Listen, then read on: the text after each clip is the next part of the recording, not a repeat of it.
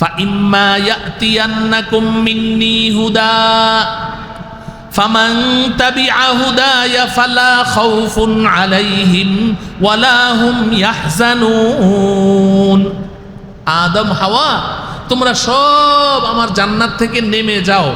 এখন নেমে যাওয়ার পরে যখন আব্বা আম্মার মন খারাপ, তো এবার আল্লাহ পাক সান্ত্বনা দিয়ে বলছেন ফাইম্মা ইয়াতিয়ান্নাকুম মিন্নি হুদা। আদম মন খারাপ করো না, হাওয়া মন খারাপ করো না, আমি অতি সত্বর আমি তোমার মাধ্যমে এবং নবী রসুল পয়গম্বরগণের মাধ্যমে আসমানি কিতাবের মাধ্যমে তোমার সন্তানদের কাছে একটা হেদায়েত নামের ব্যবস্থাপত্র পাঠাবো। এই যে জান্নাতের মালিকানাটা তোমার হাতছাড়া হয়ে গেল, আর তোমাদের কারণে তোমাদের সন্তানদেরও হাতছাড়া হয়ে গেল।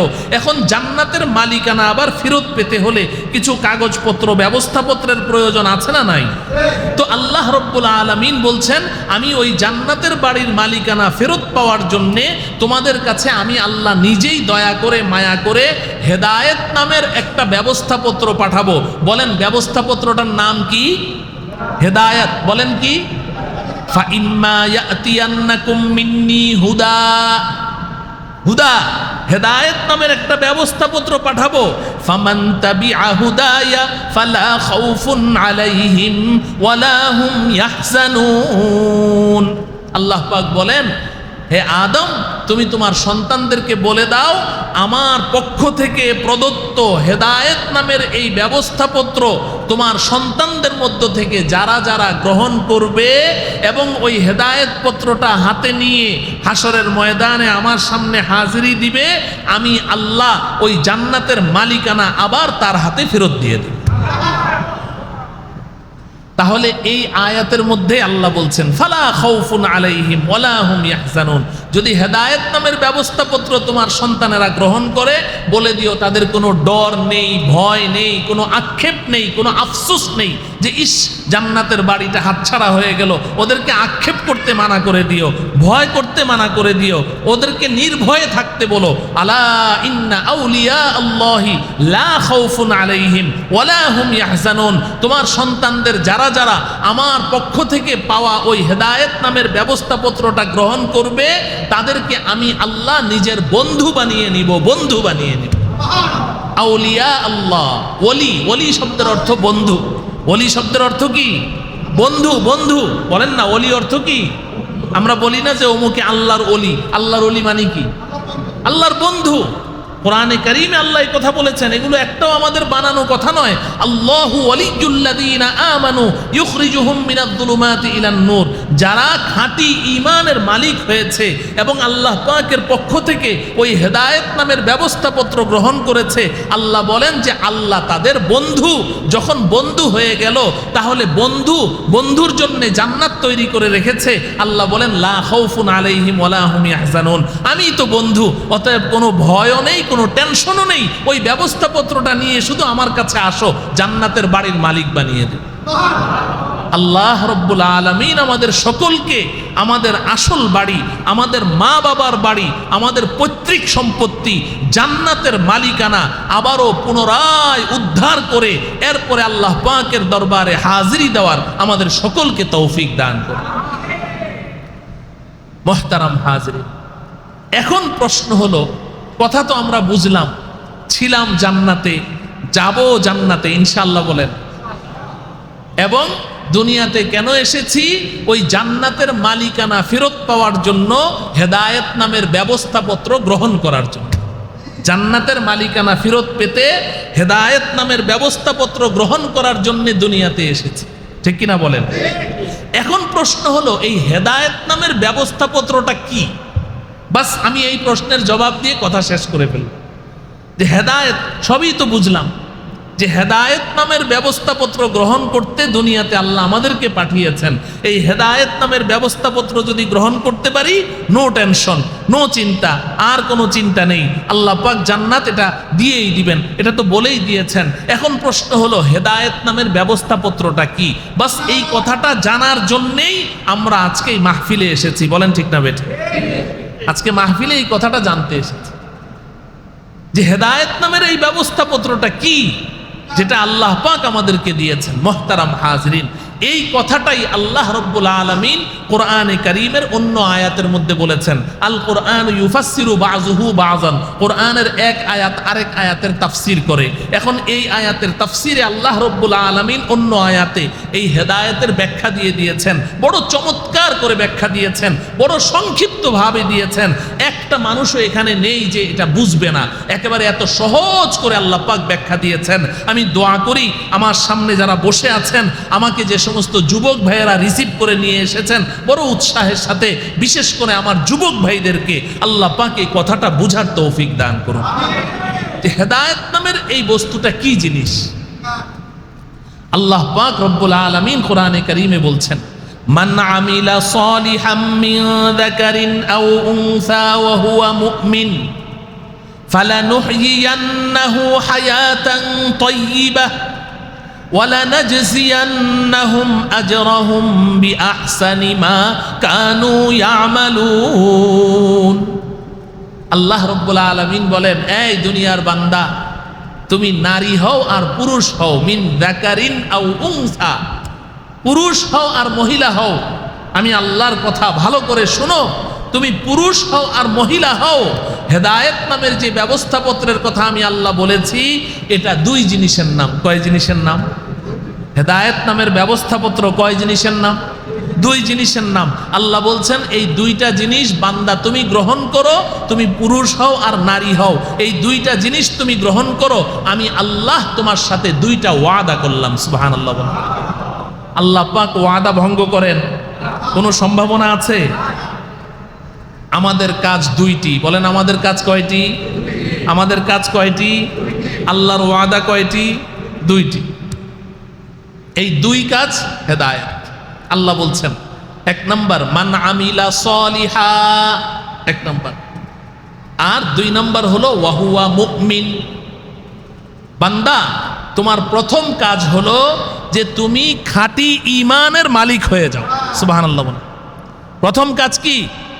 তুমি খাঁটি ঈমানের মালিক হয়ে যাও। সবাই শুনতে পাচ্ছেন? প্রথম কাজ কি? ঈমান। প্রথম কাজ কি? ঈমান। খাঁটি ঈমানের মালিক হয়ে যাও তুমি। ওয়াহুয়া মুমিন, শিরিক মুক্ত। ঈমানটা হওয়া লাগবে, ঈমানের সাথে কোনো শিরিকের সংমিশ্রণ থাকলে ওই ঈমান আল্লাহর কাছে গ্রহণযোগ্য। তাইলে শিরিক মুক্ত, বিদআত মুক্ত। বলেন, দুই জিনিস মুক্ত, একটা হলো শিরিক মুক্ত, আরেকটা কি? বিদআত মুক্ত। শিরিক মুক্ত, বিদআত মুক্ত ঈমানের মালিক হয়ে যায়, এক নাম্বার কাজ। এখন শিরিক মুক্ত, বিদআত মুক্ত ঈমান কি জিনিস, এটা আমরা উলামায়ে কেরামের কাছ থেকে জেনে নিব যে শিরিক মুক্ত আর বিদআত মুক্ত ঈমান কাকে বলে, এটা জানতে হবে। শুধু আমি সবাই দাবি করছি এখানে যে হ্যাঁ ঈমান তো আমার আছে, কিন্তু আদৌ আমার ঈমান আছে কিনা এটা ঈমান বিশেষজ্ঞদের কাছে গিয়ে জেনে নিতে হবে। যে হুজুর আমাকে একটু এক্সরে করে দেখেন, এক্সরে রিপোর্টটা কি আসে, আমার মধ্যে ঈমান আছে কিনা এটা জানার দরকার আছে না নাই? অবশ্যই আছে, অবশ্যই আছে। আমরা সামান্য একটু মাথা চক্কর দিলে, শরীর দুর্বল লাগলে ডায়াবেটিক পরীক্ষা করি, প্রেসার পরীক্ষা করি, হার্ট পরীক্ষা করি, লিভার পরীক্ষা করি, ব্লাড টেস্ট করি, ইউরিন টেস্ট করি, কত কিছু টেস্ট করি, কত কিছু টেস্ট করি, কিন্তু আজ পর্যন্ত কোনোদিন আমরা আমাদের নিজেদের ঈমানটাকে একবারও টেস্ট করেছি? একবারও করে। মন খারাপ করেন না, এটা কি টেস্ট করার দরকার আছে না নাই? তো আপনি তো বাস খুব আনন্দের সাথে আছেন যে না আর যাই হোক আমার ঈমান তো আছে, আর যাই হোক আমার ঈমান তো আছে। আরে বাবা, তোমার ঈমান আছে কিনা এই গ্যারান্টি তোমাকে কে দিয়েছে তোমার ঈমান আছে কিনা? এটার জন্য ঈমান বিশেষজ্ঞদের কাছে যাওয়া লাগবে কি লাগবে না? অবশ্যই লাগবে। ঈমান বিশেষজ্ঞদের কাছে গিয়ে আমাকে পরীক্ষা করতে হবে যে হুজুর আমি এই আকীদা, এই বিশ্বাস লালন করি, আল্লাহ সম্পর্কে আমার এই বিশ্বাস। আপনারা ছোটবেলা মক্তবে পড়েছেন ঈমানে মুফাসসাল, আমানতু বিল্লাহি ওয়া মালাইকাতিহি ওয়া কুতুবিহি ওয়া রুসুলিহি ওয়াল ইয়াউমিল আখিরি ওয়াল কদরি খাইরিহি ওয়া শাররিহি মিনাল্লাহি তাআলা ওয়াল বাসি বাদাল মাউত। ঈমানে মুফাসসাল পড়েছেন কি পড়েননি? এই 7টি বিষয়ের উপরে আপনার সহি শুদ্ধ বিশুদ্ধ আকীদা এবং বিশ্বাসের নাম হলো ঈমান। এখন এই আপনার বিশুদ্ধ আকীদা বিশ্বাস আছে না নাই এটা টেস্ট করা লাগবে না? আপনি বলবেন যে না হুজুর আমি তো আল্লাহকে বিশ্বাস করি, তো আল্লাহকে তো ইহুদিরাও বিশ্বাস করে। ইহুদিরাও আল্লাহকে বিশ্বাস করে, খ্রিস্টানরাও আল্লাহকে বিশ্বাস করে। খ্রিস্টানরাও কি করে? বিশ্বাস করে। কিন্তু ইহুদিরা কয় আল্লাহ দুইজন। নাউজুবিল্লাহ বলেন। ইহুদিরা কি বলে? আল্লাহ দুইজন। খ্রিস্টানরা বলে আল্লাহ তিনজন। নাউজুবিল্লাহ বলেন। হিন্দুরাও আল্লাহ বিশ্বাস করে, হিন্দুরা কয় আল্লাহ 33 কোটি। নাউজুবিল্লাহ বলবে না। ওরা কি বলে? 33 কোটি প্লাস, খালি 33 কোটি না, 33 কোটি প্লাস। তো তাইলে আপনি বলেন যে আমি আল্লাহকে বিশ্বাস করি, কারণ আল্লাহকে আপনি কিভাবে বিশ্বাস করেন এটা কি আপনার জানা লাগবে না? প্রত্যেকটা বিষয় জানতে হবে। আমাদের মধ্যে আমরা যারা এক আল্লাহকে বিশ্বাস করি, তাওহীদে বিশ্বাসী, এক আল্লাহতে বিশ্বাসী, আল্লাহ ওয়াহদাহু লা শারীকা লাহু, আল্লাহর কোনো শরীক নেই, কোনো সমকক্ষ নেই। আল্লাহুস সামাদ লাম ইয়ালিদ ওয়া লাম ইউলাদ, আল্লাহ কাউকে জন্ম দেননি এবং আল্লাহকেও কেউ জন্ম দেয়নি। ওয়া লাম ইয়াকুল লাহু কুফুয়ান আহাদ, আল্লাহ পাকের কোনো সমকক্ষ কেউ নেই। আমরা যারা তাওহীদে বিশ্বাসী, আমাদের মধ্যেও আল্লাহ সম্পর্কে বিশ্বাসে অনেক ভ্রান্ত ধারণা আছে। আপনাদের এই অঞ্চলের মধ্যে আছে একদল আছে, এরা বলে আল্লাহর আমাদের যেমন হাত পাও চোখ কান নাক আছে, আল্লাহরও এরকম হাত পাও চোখ কান নাক আছে। নাউজুবিল্লাহ বলবেন না। ওনারা নিজেদেরকে আহলে হাদিস বলে পরিচয় দেয়। আহলে হাদিস ভাইয়েরা ওনাদের শায়েখদের বক্তব্য শুনবেন। ওনারা বলে বক্তারা আমরা যেমন এইভাবে চেয়ারে হাত থাপ্পড় দিয়ে দিয়ে বক্তৃতা দেই, আল্লাহ পাক আরশের মধ্যে এরকম চেয়ারে বাড়ি দিয়ে দিয়ে বক্তৃতা দেয়। নবাব সিদ্দিক হাসান খান আহলে হাদিসদের ইমাম, ওনার ছেলে পরিষ্কার লিখেছে কিতাবের মধ্যে। তাইলে আল্লাহ সম্পর্কে যদি এই ধারণা রাখে, আবার আল্লাহ সম্পর্কে আমাদের দেশে অনেক মানুষ এমন ধারণা রাখে যে আল্লাহ দুনিয়াতে নাই, এখানে আল্লাহ নাই, আল্লাহ শুধু আরশে আছে, আর কোথাও আল্লাহ নাই। নাউজুবিল্লাহ বলবেন না। এই বিশ্বাসও রাখে। তো তাহলে আমার বিশ্বাস সঠিক আছে কিনা, আমি এটা শুধু আপনাদের আকলে একটু প্রশ্ন রেখে গেলাম যে আমি যে এই যে একটা নিশ্চিন্ত ভাবে আমি ঘুমাচ্ছি যে আমার তো ঈমান আছে, আর যাই হোক ঈমান তো আছে, কিন্তু আরে বাবা ঈমানটা আছে কিনা এটা টেস্ট করো। তুমি একজন ঈমান বিশেষজ্ঞ, হক্কানি রব্বানি একজন আলেমের কাছে গিয়ে এই 7টি বিষয়ে যে তোমাকে বিশ্বাস রাখলে তুমি ঈমানদার হবে, এই 7টি বিষয় ভালোভাবে জেনে নাও। আমরা জেনে নিব তো ইনশাআল্লাহ। তো আল্লাহ পাক বলছেন বান্দা 2 কাজ। হেদায়েত নামের ব্যবস্থাপত্র কয় কাজ? মনে রাখবেন তো ইনশাআল্লাহ। 1 নাম্বার হলো খাঁটি ঈমান। 1 নাম্বার কি? 2 নাম্বার বলছেন মান আমিলা সলিহা, বান্দা তুমি আমলে সলেহ করবে। 2 নম্বর কাজ হলো তুমি আমলে সলেহ। আমার সাথে বলেন কি করতে হবে? আমলে সলেহ। বলেন কি করতে হবে? আমলে সলেহ করতে হবে। বাস, খাঁটি ঈমানের সাথে করতে হবে, আমলে সলেহ করতে হবে। বলেন কিসের সাথে করতে হবে? খাঁটি ঈমানের সাথে। কি করতে হবে? আমলে সলেহ। বলেন কি করতে হবে? এই 2টা শব্দ মুখস্থ করেন, আর কিচ্ছু লাগবে না।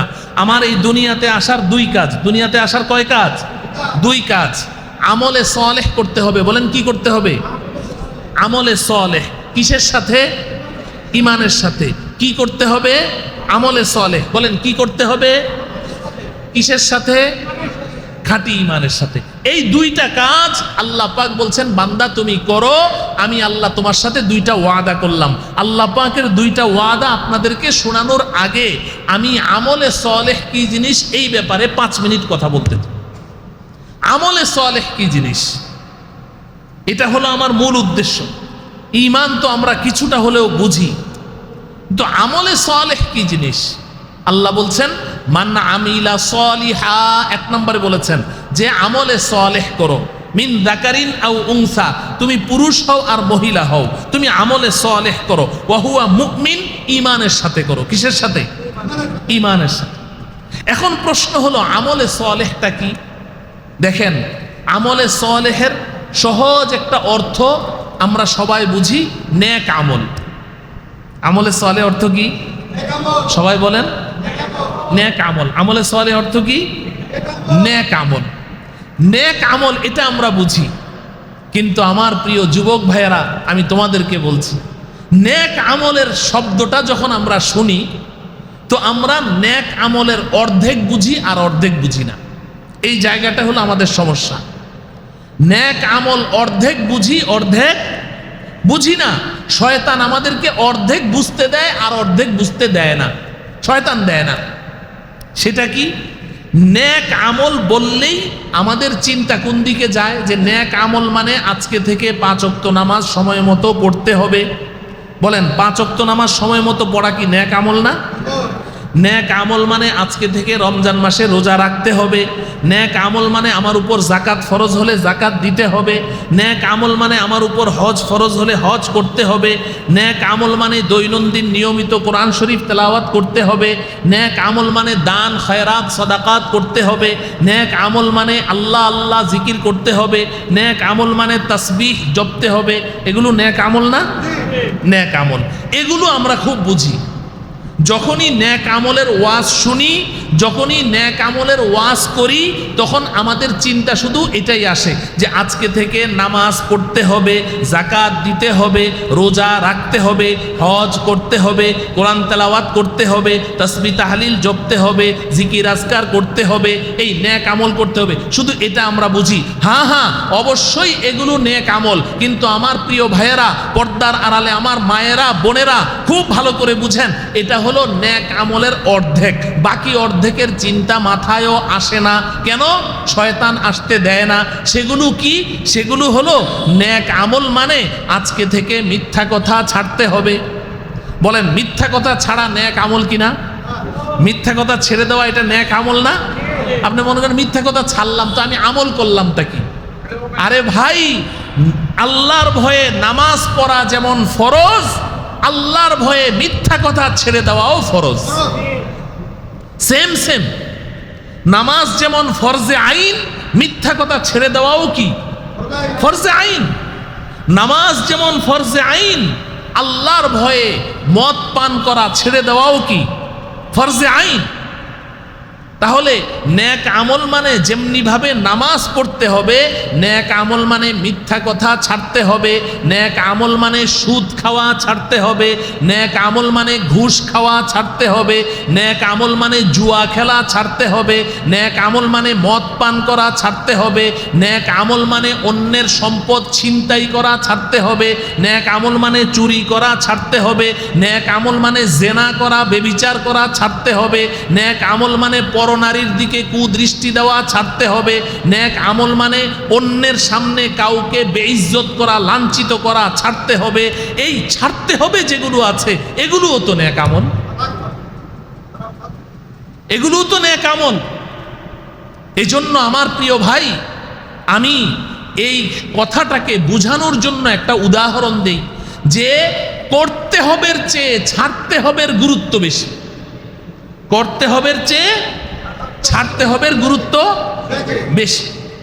শোনেন, দুই বন্ধু মাছ মারতে গেছে।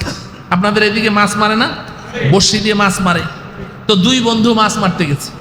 মাছ মারতে গিয়ে এখন দুই বন্ধু বড়শি ফেলেছে। এক বন্ধুর বড়শিতে একটু পরে পরে খালি মাছ উঠে, ফেলতে দেরি মাছ উঠতে দেরি নেই, খালি মাছ উঠে। আরেক বন্ধু বড়শি ফেলে বসে থাকে, ওর ঘুম ধরে যায়, তাও মাছ ধরে না। মাঝে মধ্যে একটা দুইটা মাছ উঠে, খুব কম। এখন মাছ ধরে যেই পাত্রটার মধ্যে মাছ রাখে, ওই পাত্রটাকে কি বলে আপনাদের এলাকায়? খালই। খালই, আচ্ছা খালই সবাই বুঝেন তো? আমাদের কুমিল্লার ভাষায় বলে ডুলা। ডুলা তো এই খালই। এখন যেই বন্ধু বড়শি ফেললেই মাছ উঠে, ফেললেই মাছ উঠে, ফেললেই মাছ উঠে, ও মাছগুলো ধরে যেই খালইর মধ্যে মাছগুলো রাখছে, খালইর নিচে এত বড় একটা ছিদ্রি, এত বড় একটা কি তলা নাই। আর যেই বন্ধু মাছ ধরছে, এই মাঝে মধ্যে 15 মিনিট, আধা ঘন্টা, 1 ঘন্টা পরে একটা মাছ উঠে, অল্প কয়টা মাছ পাইলো, কিন্তু সে যেই খালইটার মধ্যে মাছ রেখেছে, খালইর তলাটা ভালো, কোনো ছিদ্রি টিদ্রি নাই। এবার আপনারা বলেন, যুবক ভাইয়েরা বলেন তো দেখি, সন্ধ্যাবেলা যখন দুই বন্ধু বাড়িতে গেল খালই দুইটা নিয়ে, যেই বন্ধু এত ঘন ঘন এত বেশি মাছ পেয়েছে, তার খালইর মধ্যে মাছ আছে কয়টা? একটাও নাই। আর যেই বন্ধু সামান্য কয়েকটা মাছ পেয়েছে, বাড়িতে যাওয়ার পরে যেই কয়টা পাইলো সবকিছুই খালইর মধ্যে ঠিকঠাক রয়ে গেল। এতটুকু কথা যদি আপনার আকলে ধরে তাহলে পরিষ্কার রসুলের ঘোষণা, আমার কথা না। নবীজি বলেছেন ক্বালা রাসূলুল্লাহ সাল্লাল্লাহু আলাইহি ওয়াসাল্লাম রুব্বা কাসিয়াতিন ফিদ দুনিয়া আরিয়াতুন ফিল আখিরা। মিশকাত শরীফের হাদিস। মুহাদ্দিসিনে কেরাম এই হাদিসের 3টা ব্যাখ্যা করেছেন, আমি শুধু একটা ব্যাখ্যা আপনাদেরকে শোনাবো। নবীজি সাল্লাল্লাহু আলাইহি সাল্লাম বলেন রুব্বা কাসিয়াতিন ফিদ দুনিয়া, দুনিয়াতে এমন অনেক আমলকারিনী পুরুষ মহিলা এমন অনেক আছে যারা দুনিয়াতে শুধু ফরজ ওয়াজিব না, ফরজ ওয়াজিব ছাড়াও সুন্নতে মুআক্কাদা ছাড়াও মুস্তাহাব নফল আমল ভরপুর করে, শুধু 5 ওয়াক্ত ফরজ নামাজ পড়েই ক্ষান্ত হয় না, সকালে ইশরাকের নামাজ পড়ে, চাশতের নামাজ পড়ে, আওয়াবিনের নামাজ পড়ে, তাহাজ্জুদের নামাজ পড়ে, সোমবারের রোজা রাখে, বৃহস্পতিবারের রোজা রাখে, প্রতি চন্দ্র মাসের 3 দিন 13, 14, 15 তারিখ আইয়ামে বীজের রোজা রাখে, দান খয়রাত করে, প্রচুর আমল করে। নবীজি বলেন আরিয়াতুন ফিল আখিরা, হাসরের ময়দানে গিয়ে দেখবে তার নেকির খালইটা খালি, কিচ্ছু নাই। নাউজুবিল্লাহ বলেন, নাউজুবিল্লাহ বলেন। হাসরের ময়দানে গিয়ে দেখবে তার নেকির খালই খালি। বলবে রব্বুল আলামিন ব্যাপারটা কি?